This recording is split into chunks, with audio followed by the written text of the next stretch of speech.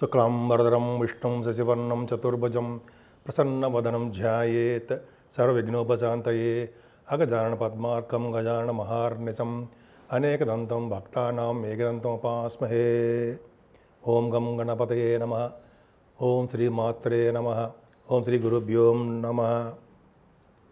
మా ఆది ఆస్ట్రాలజీని చూస్తున్నటువంటి మీ అందరికీ, అలాగే విదేశాల్లో కూడా నివసిస్తూ మన వీడియోను చూస్తున్నటువంటి మీ అందరికీ కూడా పేరు పేరున నా హృదయపూర్వక నమస్కారాలు.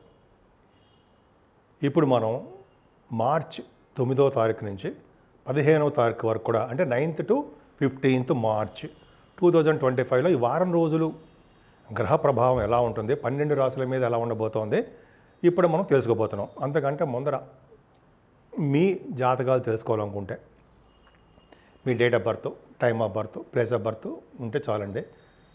నాకు పంపించండి, వాట్సాప్లో పంపించండి, అయితే ఫోన్ చేసి మాట్లాడతాను. అలాగే గృహప్రవేశ ముహూర్తాలు కానీ, పెళ్లి ముహూర్తాలు కానీ, అనేక రకాలమైన మంచి ముహూర్తాలు కూడా మన ఆది ఆస్ట్రాలజీ తరపున నేను చేస్తూ ఉంటాను.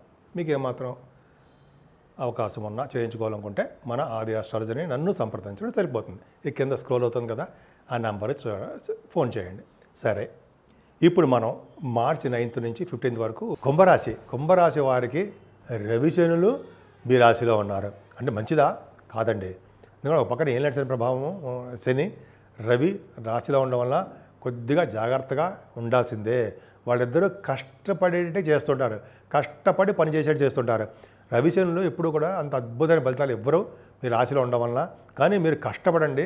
గాయత్రి మంత్రము, సూర్యారాధన ఎందుకు చెప్తున్నానంటే రవిశని కాంబినేషన్ అవే చేయడం వల్ల, పెద్దలను పూజించడం వల్ల ఆ రవిశని యొక్క ప్రభావం మీకు బాగా తగ్గుతుంది, అంటే బ్యాడ్ ఇంపాక్ట్ తగ్గుతుంది.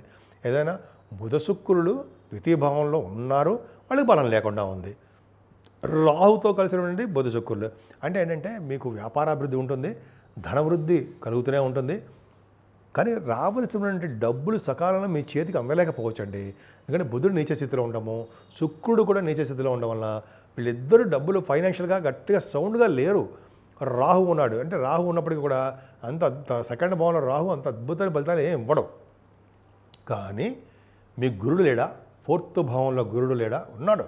ఆయన 4th భావంలో గురుడు యోగానే ఇస్తాడు, చదువుని ఇస్తాడు, ధనాన్ని ఇస్తాడు, సంగీతంలో అద్భుతమైన ఫలితాలు కలిగేట్ చేస్తూ ఉంటాడు, ఉద్యోగంలో ప్రమోషన్స్ ఇచ్చేట్ చేస్తుంటాడు. ఆయన మీ మదర్ గారికి ఆర్థిక పరిస్థితి బ్రహ్మాండంగా ఉండేది చేస్తుంటాడు. చాలా బాగుందండి. గురుడు మీకు యోగంగానే ఉంటాడు.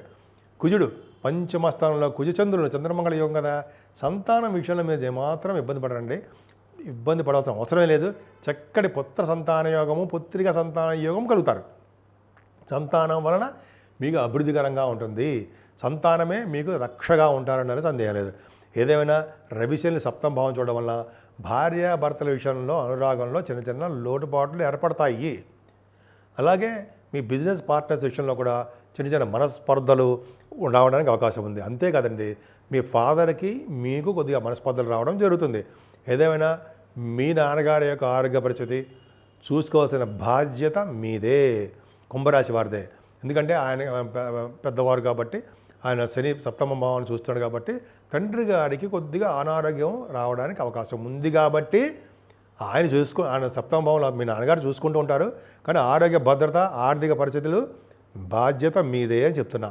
సో అది మీ ఇష్టం అనుకోండి, బట్ అంటే ఖచ్చితంగా మీరు చూసుకోవాల్సిందే. కుంభరాశి వాళ్ళకి 8వ స్థానంలో కేతువుతో కలిసిన చంద్రుడు మంచివాడే. ఎందుకు? కేతువుకి గురుదృష్టి, కుజ దృష్టి, బుధ శుక్ర గురు దృష్టిలో ఉన్నాయి కాబట్టి 8వ భావం సక్సెస్ రేటు, తలవంతలమ్మకు వచ్చే ఆదాయం ఎక్కువగా ఉంది. ఆరోగ్య పరిస్థితులు బ్రహ్మాండంగా ఉన్నాయి. మీ కోర్టు సంబంధించిన విషయాల్లో, లా రిలేటెడ్ సంబంధించిన విషయాల్లో సక్సెస్ అవ్వడానికి అవకాశం ఉంది. ఫేవరబుల్ కండిషన్స్ మీకు ఉన్నాయి. అంతేకాకుండా కేతు ఉండడం వల్ల అదృష్టవంతుడిగా, ఆరోగ్యవంతుడిగా, అలాగే సేవగా జనం కలిగి ఉండడం వల్ల అవకాశాలు ఎక్కువ ఉన్నాయండి. 8వ భావం పర్ఫెక్ట్గా బాగుంది. కానీ భాగ్యస్థాన శుక్రుడు నీచస్థితిలో అంటే రిట్రగ్రేషన్లో ఉండడం వల్ల మీకు భాగ్యము కొద్దిగా డిలే అవుతుందండి. రావాల్సిన డబ్బులు వెనకబడిపోతూ ఉంటాయి, రాలేకపోతూ ఉంటాయి. అంటే కొంచెం కష్టం అవుతూ ఉంటుంది అని అర్థమవుతుంది. ఏదేమైనా తీర్థయాత్రలు చేయడానికి అవకాశాలు మాత్రం ఉన్నాయి. విదేశాలు వెళ్ళడానికి కొద్దిగా లేట్ అవ్వడానికి, ఆలస్యం అవ్వడానికి అవకాశం ఉంది. కొంతమంది వెళ్తారు, బిజినెస్ రీత్యా, వ్యాపారాల రీత్యా ఉద్యోగ రీత్యా బిజినెస్ అంటే వ్యాపారం కొంటే అవకాశాలు ఉన్నాయి. ఏదేమైనా మీరు ఉద్యోగ భద్రత మీకు ఉద్యోగ భద్రత ఉంది. ఎందుకంటే గురు దృష్టి ఉండడం వల్ల చిన్న చిన్న ఇబ్బందులు మీరు ఎదుర్కొంటారు ఉద్యోగంలో, కానీ మీ అంతిమంగా సక్సెస్ రేట్ మీదే. ఉద్యోగంలో గురు దృష్టి ఉండడం వల్ల బ్యాంకింగ్ రంగంలో ఉన్న వాళ్ళకి, విద్యా సంస్థలో ఉన్న వాళ్ళకి, గవర్నమెంట్ ఆర్గనైజేషన్లో ఉన్న వాళ్ళకి, ప్రైవేట్ రంగ ఉద్యోగస్తులకి, సాఫ్ట్వేర్ రంగ ఉద్యోగస్తులకి గురు దృష్టి పర్ఫెక్ట్గా ఉంది కాబట్టి బాగుంటుంది. అలాగే గురుడు కూడా భాగ్యస్థానం చూస్తున్నాడండి. మీకు కుజుడు లాభస్థానం చూస్తున్నాడు.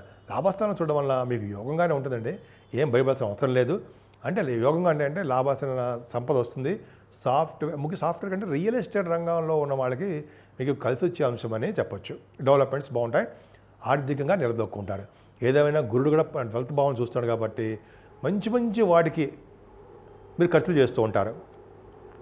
అంటే వివాహ వేడుకలకి, లేకపోతే దేవుడి దేవదర్శనాల సందర్శనలోనూ అలాగా మీకు మంచి వాటికి డబ్బులు ఖర్చు చేయడానికి అవకాశం ఉంది. ఏదేమైనా మీరు పూజించవలసిన దేవుడు సూర్యభగవానుడు, అలాగే అమ్మవారు, అంతేకాకుండా శనీశ్వరుడికి అభిషేకాలు చేయించుకుంటూ, అలాగే శివాభిషేకాలు, వెంకటేశ్వర ఆరాధనలు చేసుకుంటూ ఉండడం వల్ల మీరు అన్ని రంగాల్లోనూ ముందంజలో ఉండడానికే అవకాశాలు ఎక్కువగా ఉంటాయి అని అన్న సందేహం లేదు.